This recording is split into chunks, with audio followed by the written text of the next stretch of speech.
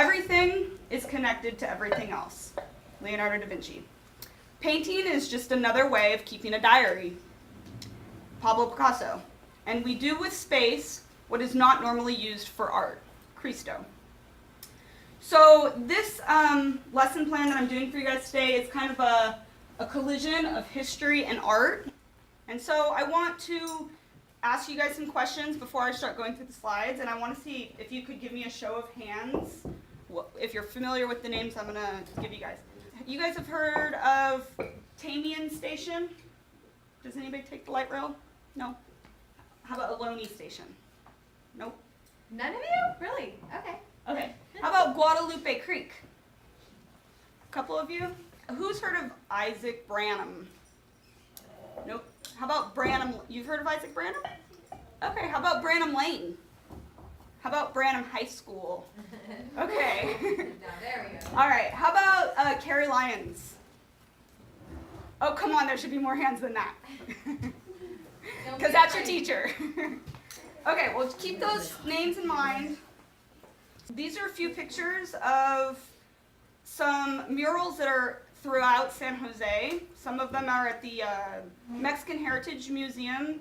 And then also the middle picture that you guys see down in the bottom, the black and white, is a picture of the original Mission San Jose. So along the Guadalupe River, the Mexican and Spanish settlers set up El Pueblo, which is the town, and the missions on either side of the creek. And so that was kind of before we had any American settlers. So basically San Jose and our whole area, it was Native Americans originally, and then Spanish and Mexican settlers.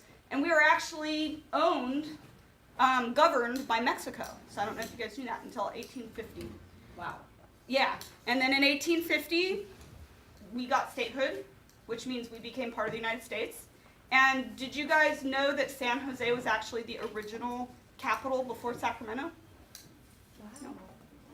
So pretty interesting, right? Because you guys don't probably always think about like where street names come from, where high school names come from, junior high school names come from, but they all come from somewhere. So this is the D. Greenwald. That's actually the name of the house that you guys just saw. That was this whole big area that's now Bass Pro Shopping Center. Oh. That used to all be a farm, and that was the house that was on that land right there. This land right here was owned by Isaac Branham. This is now Branham Lane, named after him. And this land over here was owned, another farm, because we were almost all farms back then, D.H. Lee. Does that sound familiar? Yes. What does it sound like? Lee High School, yeah.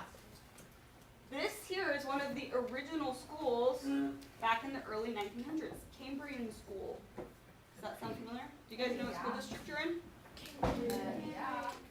I want to just get you guys thinking about what was here before we were all here, right? Before we had downtown and shopping centers and houses and condos. Like there was all parcels of land that were divided up, and it was mostly farms and orchards. What's going on in this picture? What do you guys see? Oh. It's like the flowers are Yeah. Anybody else? And does this look like a photograph? Does it look like a painting? What does it look like? there's a surreal painting. A surreal painting, yeah. This is actually a painting of what our area used to look like back in the early 1800s. We were actually known as Valley of the Heart's Delight. And what do you guys, what do you see that's going on in this picture? Yes? Orchards, yeah. So this is a mural that somebody painted, and it's on the side of an art gallery called Anno Domini, and it's downtown in the Sofa District in San Jose. But when it was called Valley of the Heart's Delight, Santa Clara County actually provided 25% of the world's trade in produce, right? The world, 25%. That's a lot for our little area. Why do you guys think that our city or people allow artists to come out and paint these huge pieces of art on the side of buildings and on utility boxes and all this kind of stuff. Because if they don't do it, it looks ugly. Yeah, that's one reason. That could be one reason. To show the beauty and pride of San Luis. Yeah. But we want to be able to be proud and knowledgeable and have awareness of like where we came from and who and what make up our community, right? It's exciting too if any of you guys want to be artists and want to actually show some art and show what inspires you and actually put it out there for the public to see.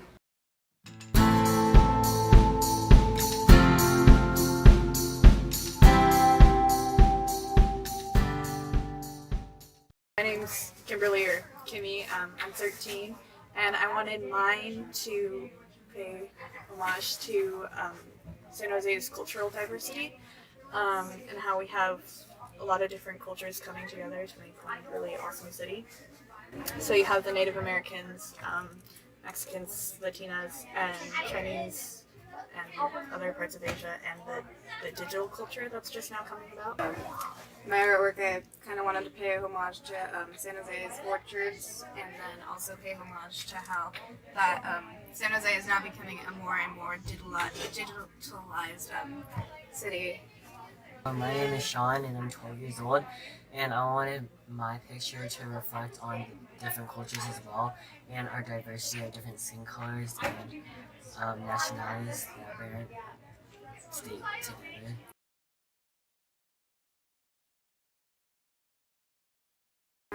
I think so for my piece, it really brings in what San Jose used to be mostly just orchards and farms, and then also our new, more recent history of technology, and then really putting that into a piece of art that can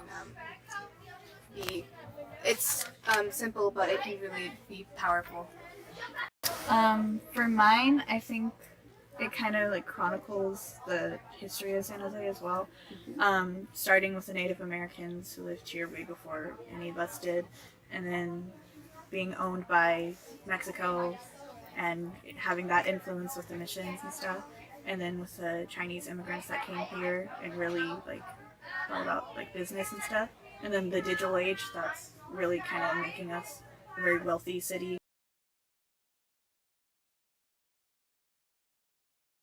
Yeah, I think so, because a lot of art, especially nowadays, they really show, especially street art or something, they show what's happening in the world right now, and it could really change someone. It's really powerful.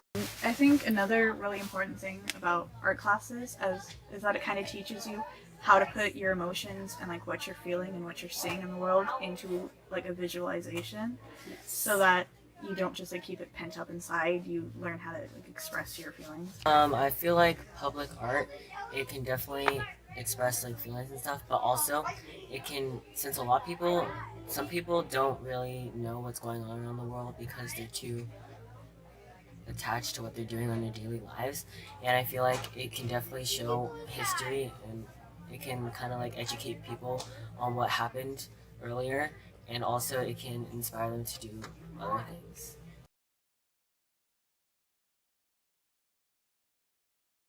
I would definitely, because if my art did go up on the mural, then I would want to see it, and I could say wow, I was the one who thought of it, and also that I was the one who contributed on painting the whole thing.